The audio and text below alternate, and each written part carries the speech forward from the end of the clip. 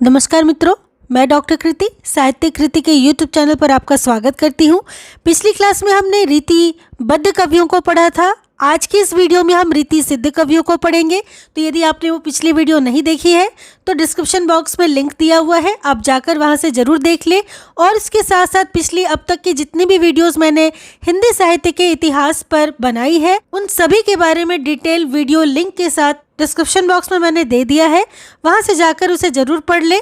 आप चाहे किसी भी परीक्षा की तैयारी कर रहे हो, हिंदी साहित्य का इतिहास सिलेबस में है तो आपको ये सब कुछ पूरा पढ़ना है। लेकिन मेरे चैनल को सब्सक्राइब कीजिए, लाइक और शेयर कीजिए, ताकि जब भी मेरे चैनल से मैं क्लास अपलोड करूं आपको उसकी सूचना मिल जाए, आप उसे अच्छे से पढ़ लें ताकि कोई भी वीडियो आपसे मिस ना होने पाए।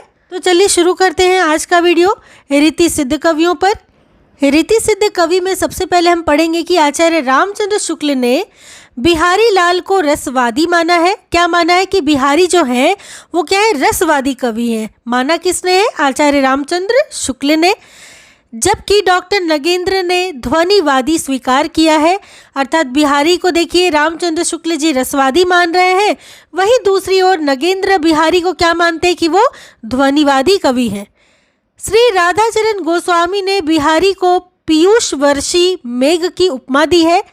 पीयूष वर्षी मेघ बिहारी को कहा है किसने? तो राधाचरण गोस्वामी ने। ये दोनों बहुत महत्वपूर्ण है, अच्छे से देखिएगा। आगे हम देखेंगे बिहारी लाल का संक्षिप्त जीवन परिचय। बिहारी का जन्म 1595 ईस्वी को हुआ था, बहुत महत्वपूर्ण है ये। इनके पिता का नाम केशव दास था। इनके गुरु नरहरि दास थे। कौन? नरहरि दास। बिहारी निम्बार्क संप्रदाय से संबंधित थे और इनके आश्रयदाता महाराज जयसिंह थे, जो कि बहुत महत्वपूर्ण है। महाराज जयसिंह बिहारी के आश्रयदाता। बिहारी लाल की एकमात्र रचना बिहारी सतसई, बिहारी की केवल एक ही रचना प्राप्त है। क्या है? बिहारी सतसई, जो कि दोहा छंद में लिखी गई है। इसकी भाषा परिनिष्ठिक साहित्यिक ब्रज भाषा है। तो बिहारी ने जो अपनी एकमात्र रचना की है वो है बिहारी सतसई, दोहा छंद में, ब्रज भाषा में। इसे बहुत अच्छे से याद कीजिएगा, परीक्षाओं में प्रश्न बनते हैं इससे। बिहारी लाल की सतसई की प्रशंसा में किसी कवि ने निम्नलिखित पंक्ति लिखी है। और क्या लिखी है?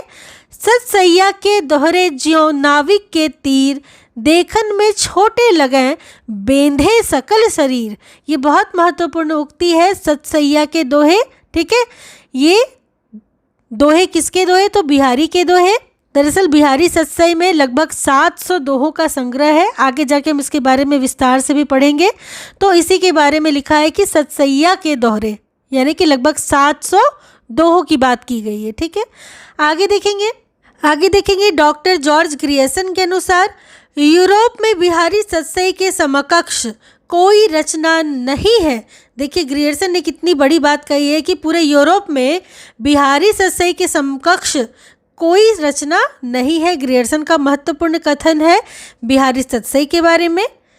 बिहारी सतसई पर हिंदी में 50 से अधिक टीका प्राप्त है। मतलब बिहारी सतसई के इतने सारे टीका लिखे जा चुके हैं, 50 से भी अधिक। बिहारी लाल के पुत्र कृष्णलाल कवि ने बिहारी सतसई की टीका सर्वप्रथम सवैया छंद में ब्रज भाषा में लिखी थी। बिहारी सतसई के अन्य टीकाकार निम्नलिखित है। यहाँ पे कुछ टीकाकार को पढ़ेंगे जो बहुत महत्वपूर्ण है। बिहारी सतसई की टीका लिखी है इन लोगों ने। इनमें देखेंगे कृष्णलाल कवि, इन्होंने कृष्णलाल की टीका नाम से बिहारी सतसई की टीका लिखी है, जिसकी विशेषता है कि इसमें प्रत्येक दोहे का सवैया में विवेचन किया गया है। दूसरा है सुरती मिश्र की अमरचंद्रिका, बिहारी सतसई की टीका है। इसकी जो विशेषता है कि टीका का प्रणयन दोहों में हुआ है। लल्लू लाल की लाल चंद्रिका टीका है बिहारी सतसई के ऊपर, बहुत महत्वपूर्ण है ये। प्रभुदयाल पांडे की टीका है, ये आधुनिक खड़ी बोली में लिखी गई है। वहीं अंबिका दत्त व्यास की बिहारी बिहार नाम से टीका बहुत महत्वपूर्ण है, बिहारी सतसई की टीका। और इसकी विशेषता है कि दोहे के भावों का रोला छंद में पल्लवन है। ये बहुत महत्वपूर्ण है कि जो बिहारी सतसई में दोहे हैं उनका भाव उन्होंने रोला छंद में पल्लवन किया है, लिखा है। पद्म सिंह शर्मा ने संजीवनी भाष्य के नाम से बिहारी सतसई की टीका लिखी है, जिसकी विशेषता है तुलनात्मक पद्धति में अर्थ निरूपण। आगे आनंदीलाल शर्मा ने फिरंगे सत्सई के नाम से बिहारी सत्सई की टीका लिखी, जिसकी विशेषता है फारसी भाषा में यह लिखी हुई है। वहीं जगन्नाथ दास रत्नाकर ने बिहारी सत्सई की टीका बिहारी रत्नाकर के नाम से सन 1921 ईस्वी में लिखी है, जिसकी विशेषता है कि यह ग्रंथ क्या है, हिंदी खड़ी बोली में सर्वश्रेष्ठ टीका है और ये बहुत महत्वपूर्ण है परीक्षा की दृष्टि से। जगन्नाथ दास रत्नाकर की बिहारी रत्नाकर बिहारी सत्सई की टीका है, ये हिंदी खड़ी बोली में सर्वश्रेष्ठ है ये टीका, इसको बहुत अच्छे से याद रखिएगा। बिहारी सत्सई का अन्य भाषा में किया गया अनुवाद भी मिलता है, जिसे देखेंगे। अनुवादक है पंडित परमानंद जी। अनुदित नाम जो है वो है श्रृंगार सप्तशती। भाषा है संस्कृत, अर्थात संस्कृत भाषा में बिहारी सत्सई की टीका पंडित परमानंद जी ने श्रृंगार सप्तशती के नाम से की है। वहीं मुंशी देवी प्रसाद प्रीतम ने बिहारी सत्सई की टीका गुलदस्त बिहारी के नाम से उर्दू भाषा में लिखी है, इसे एक बार आप पढ़ लीजिएगा। आगे देखेंगे कि बिहारी के समस्त दोहों की संख्या 719 है। बहुत महत्वपूर्ण प्रश्न बनता है इससे कि बिहारी सत्सई में कुल कितने दोहे हैं, तो 719, किंतु जगन्नाथ दास रत्नाकर ने इनके दोहों की संख्या 713 मानी है। ये भी महत्वपूर्ण है कि इनके दोहे की संख्या कितनी है, केवल 713 है जगन्नाथ दास रत्नाकर के आधार पर। आगे देखेंगे कि बिहारी सत्सई पर सर्वाधिक प्रभाव निम्न कवियों का पड़ा है। किनका किनका प्रभाव बिहारी सत्सई पर पड़ा, तो अमरूक कवि का, जिनकी रचना है अमरूक शतक संस्कृत भाषा में, इसका प्रभाव पड़ा है बिहारी सत्सई पर। वहीं हाल या शालिवाहन की गाथा सप्तशती का प्रभाव भी पड़ा है बिहारी सत्सई पर और यह प्राकृत की रचना है। गोवर्धनाचार्य की आर्या सप्तशती का प्रभाव भी बिहारी सत्सई पर पड़ा है और इसकी भाषा क्या है, संस्कृत। इस प्रकार 3 ग्रंथों को हमने देखा जिसका प्रभाव बिहारी सत्सई पर पड़ा है। पहला है अमरूक शतक, गाथा सप्तशती और आर्या सप्तशती, ये 3 ग्रंथ हैं जिनका प्रभाव बिहारी सत्सई पर पड़ा है। आगे देख लेंगे कि संस्कृत के आचार्य बलदेव उपाध्याय ने लिखा है हाल गाथा के, गोवर्धन आर्या के तथा बिहारी दोहा के बादशाह है। ये किसने कहा है, बलदेव उपाध्याय ने कहा है कि हाल जो कवि है वो गाथा के बादशाह है, गोवर्धन आर्या के बादशाह है और बिहारी दोहा के बादशाह है। अब देखिए आचार्य रामचंद्र शुक्ल ने बिहारी के संदर्भ में निम्न बातें लिखी हैं जिन्हें हम देखेंगे। उन्होंने पहला तो कहा है कि श्रृंगार रस के ग्रंथों में जितनी ख्याति और जितना मान बिहारी सत्सई का हुआ उतना और किसी का नहीं। इसका एक एक दोहा हिंदी साहित्य में एक एक रत्न माना जाता है। बहुत महत्वपूर्ण है, ये सारी उक्तियाँ रामचंद्र शुक्ल की परीक्षा में बार बार पूछी जाती है और ये तो बहुत महत्वपूर्ण उक्ति है रामचंद्र शुक्ल की। एक एक दोहा हिंदी साहित्य में एक एक रत्न माना जाता है बिहारी सत्सई का। अगला, यदि प्रबंध काव्य एक विस्तृत वनस्थली है तो मुक्तक एक चुना हुआ गुलदस्ता है। बिहारी सत्सई के बारे में लिख रहे हैं रामचंद्र शुक्ल, इसे याद कर सकते हैं ऐसे ट्रिक से कि बिहारी को गुलदस्ता दो, अर्थात बिहारी की रचना को क्या कहा है कि एक गुलदस्ता कहा है, मुक्तक का एक चुना हुआ गुलदस्ता है ये। अगला लिखते हैं रामचंद्र शुक्ल की जिस कवि में कल्पना की समाहार शक्ति के साथ भाषा की समाहार शक्ति जितनी अधिक होगी उतनी ही वह मुक्तक की रचना में सफल होगा। यह क्षमता बिहारी में पूर्ण रूप से विद्यमान थी, अर्थात कल्पना तो थी ही, भाषा भी थी बिहारी में। और रामचंद्र शुक्ल इसी बात को उद्धृत करते हैं कि इसी कारण से मुक्तक की रचना में बिहारी को बहुत ही सफलता प्राप्त हुई है। आगे शुक्ल जी लिखते हैं कि बिहारी की रस व्यंजना का पूर्ण वैभव उनके अनुभावों के विधान में दिखाई पड़ता है, यानी कि उनकी जो बिहारी की जो रस व्यंजना है उसका पूर्ण वैभव अगर दिखाई पड़ता है किसी में तो उनके अनुभवों में दिखाई पड़ता है। तो ये बहुत महत्वपूर्ण है, रस व्यंजना और अनुभव। आगे शुक्ल जी लिखते हैं कि बिहारी की कृति का मूल्य जो बहुत अधिक आंका गया है उसे अधिकतर रचना की बारीकी या काव्यांगों के सूक्ष्म विन्यास की निपुणता की ओर ही मुख्यतः दृष्टि रखने वाले पारखियों के पक्ष से समझना चाहिए, उनके पक्षों से समझना चाहिए जो किसी हाथी दांत के टुकड़े पर महीन बेल बूटे देख घंटों वाह वाह किया करते हैं, पर जो हृदय के अंतस्थल पर मार्मिक प्रभाव चाहते हैं, किसी भाव की स्वच्छ निर्मल धारा में कुछ देर अपना मन मग्न रखना चाहते हैं, उनका संतोष बिहारी से नहीं हो सकता। तो ये बहुत महत्वपूर्ण है बिहारी सत्सई के बारे में रामचंद्र शुक्ल जी की उक्ति, रामचंद्र शुक्ल जी का कथन। आगे रामचंद्र शुक्ल जी लिखते हैं कि भावों का बहुत उत्कृष्ट और उदात्त स्वरूप बिहारी में नहीं मिलता। कविता उनकी श्रृंगारी है, पर प्रेम की उच्च भूमि पर नहीं पहुंचती, नीचे ही रह जाती है।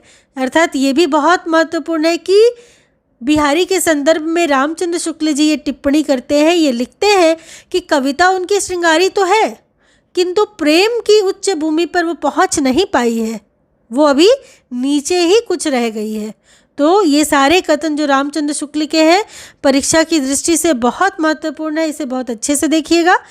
आगे वृंद को देखेंगे हम। वृंद का पूरा नाम वृंदावन था। इनका जन्म मेडवे में हुआ तथा इनके पिता का नाम श्री रूप था। वृंद के आश्रयदाता औरंगजेब तथा किशनगढ़ के महाराज राज सिंह थे। ये प्रश्न महत्वपूर्ण बनता है कि वृंद के आश्रयदाता कौन थे, तो औरंगजेब थे तथा राज सिंह थे। ठीक है, वृंद की प्रमुख रचनाओं को देखेंगे काल क्रम के अनुसार। क्या है? सबसे पहले है 12 मासा। 12 महीनों का वर्णन है, इसमें बहुत महत्वपूर्ण रचना है। 12 महीनों का वर्णन है 12 मासा में, वृंद कवि की रचना है। अगला है भाव पंचाशिका, जिसमें श्रृंगार के विभिन्न भावों का वर्णन है। नयन पचीसी, नेत्रों के द्वारा प्रकट विभिन्न भावों का वर्णन है। पवन पचीसी, षड ऋतु का 56 छंद में वर्णन है। श्रृंगार शिक्षा, आभूषण एवं श्रृंगार के साथ नायिकाओं का वर्णन किया गया है। वहीं यमक शतक जो बहुत महत्वपूर्ण है परीक्षा की दृष्टि से, इसमें 715 छंदों में यमक अलंकार का वर्णन किया गया है। तो आप देख सकते हैं कि हमारी जो परंपरा है वो कितनी ज़्यादा समृद्ध रही है रचनाकारों की हिंदी साहित्य की। आगे देखेंगे, आगे हिंदी के अन्य प्रमुख रीतिकालीन कवियों की रचनाएं देख लेंगे कुछ जो महत्वपूर्ण है। जैसे रसनिधि, इनका नाम पृथ्वी सिंह भी था। इनकी रचनाएं हैं रतन हजारा, विष्णु पद कीर्तन, कवित्व, 12 मासा, रसनिधि सागर और हिंडोला। इसमें रसनिधि की रचनाएं रतन हजारा और हिंडोला परीक्षा की दृष्टि से बहुत महत्वपूर्ण है, इसे अच्छे से देख लीजिएगा। अगले हैं नृप शंभुनाथ सिंह सोलंकी, जिनकी रचना है नायिका भेद, नखशिख, 7 शतक। ये तीनों रचनाएं नृप शंभुनाथ की हैं। अगले हैं नेवाज, जिनकी शकुंतला नाटक बहुत प्रसिद्ध है, इसको बहुत अच्छे से देखिएगा, परीक्षा की दृष्टि से बहुत महत्वपूर्ण है नेवाज की रचना शकुंतला नाटक। अगले हैं कृष्ण कविलाल, इनकी रचना है बिहारी सत्सई की टीका, विदुर प्रजागर। हठी जी, इनकी रचना है राधा सुधा शतक, 103 छंद में। वहीं विक्रमादित्य, उनकी रचना है विक्रम सत्सई तथा ब्रजलीला। राम सहाय भगत, इनकी रचना है राम सत्सई, वाणी भूषण, वृत्त तरंगिनी तथा ककहरा। आगे बेणी वाजपेयी है, जिनकी रचना फुटकर छंद है। इसके बाद पजनेश, पजनेश ने पजनेश प्रकाश, नखशिख, मधुर प्रिया, ये महत्वपूर्ण रचनाएं हैं पजनेश कवि की, नखशिख और मधुर प्रिया। नेट की परीक्षा में पूछी भी गई थी ये। राम सहाय भगत का ककहरा जायसी की अखरावट की शैली में रचित है। ये भी बहुत महत्वपूर्ण है कि राम सहाय भगत का ककहरा क्या है, तो जायसी की अखरावट की शैली में रचित रचना है। तो ये बहुत ध्यान से देखिएगा राम सहाय की रचना। तो इस प्रकार हमने गोविंद पांडे जी की वस्तुनिष्ठ हिंदी पुस्तक से रीति सिद्ध कवियों को पूरा पढ़ लिया है।